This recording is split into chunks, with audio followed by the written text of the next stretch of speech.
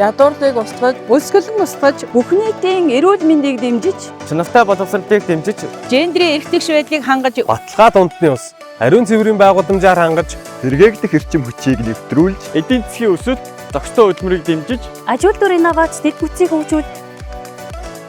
ээлтэй хот, иргэдийн оролцоог дэмжиж, хариуцлагатай үйлдвэрлэлд хэрэглээг дэмжиж, уур амьсгалын өөрчлөлтийн нөлөөг буруулж, гадаад тэнгисийн нөөцийг хамгаалж, хоёрын газрын экосистемийг хамгаалж, энх тайван шудраг гасыг тогтлоож, хөгжлийн төлөөх түншлтийг бэхжүүлж, доктортэй хөгжлийн төлөө үлээрээ нэгдий.